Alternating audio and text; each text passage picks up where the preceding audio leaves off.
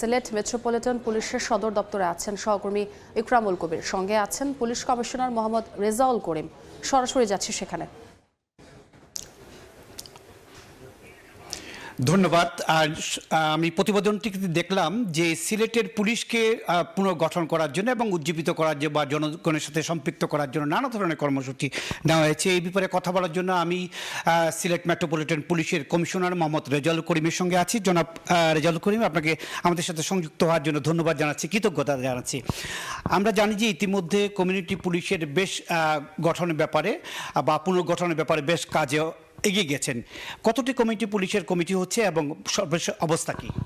আমরা জানেন যে প্রত্যেকটা ওয়ার্ডকে কমিউনিটি পুলিশের সাথে সম্পৃক্ত করার জন্য আমরা প্রতিটা ওয়ার্ড, যেহেতু এখানে 42টি ওয়ার্ড আছে মেট্রোপলিটনে, এবং পাশাপাশি সেন্ট্রাল কমিটি গঠন, কার্যকরী এবং উপদেষ্টা কমিটি, এই মিলিয়ে আমাদের প্রায় 50টির ঊর্ধ্বে যে সকল কমিটির কার্যক্রম চলছে।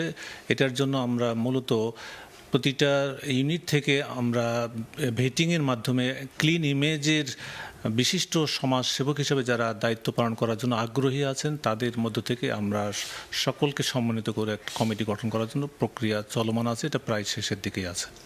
সেক্ষেত্রে 5 আগস্টের আগে যে আন্দোলনের জন্য যে পুলিশের সাথে যে জনগণের সম্পৃক্ততা কিছুটা কমে গিয়েছিল, এই কমিউনিটি পুলিশ পুনর্গঠন করার মধ্য দিয়ে সেই সম্পৃক্ততা বাড়বে বলে কি আপনি মনে করছেন?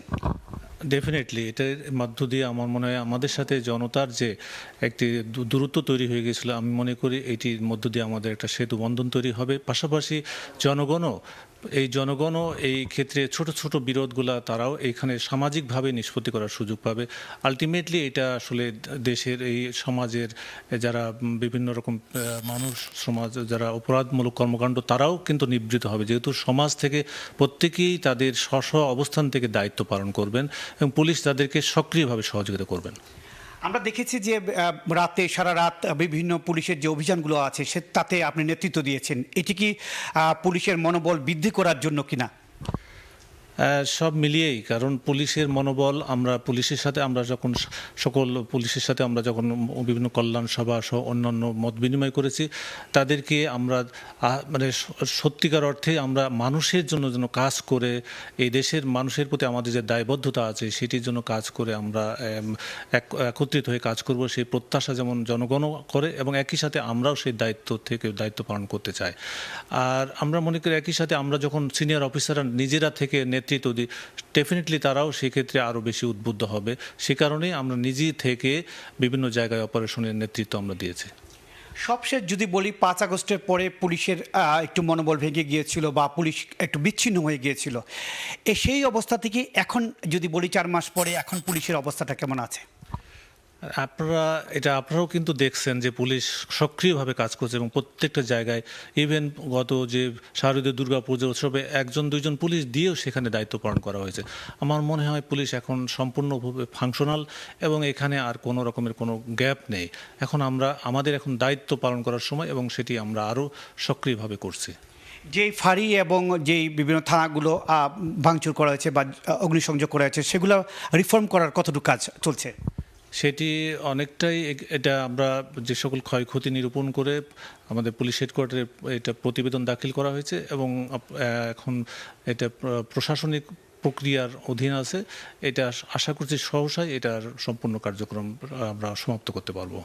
সেক্ষেত্রে বিভিন্ন স্টেক হোল্ডার বা বিভিন্ন জনগণের সাথে আপনারা মিটিং করছে, তাতে কি কোনো সুফল পাচ্ছেন কিনা?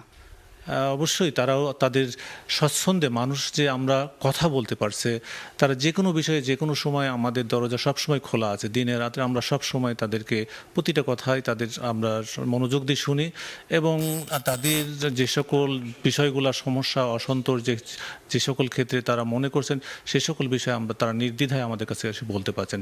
এটি তো অবশ্যই আমি মনে করি তারা নিশ্চয়ই আনন্দিত হবেন এবং তাদের এখানে প্রত্যাশার কাছাকাছি হলে আমরা চেষ্টা চালাচ্ছি ইনশাআল্লাহ তাদেরকে সর্বাত্মক সহযোগিতা করার জন্য। ধন্যবাদ।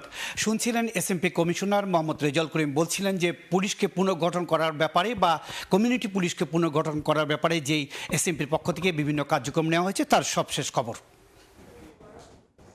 সহকর্মী ইকরামুল কবির যুক্ত হয়েছিলেন সিলেট থেকে।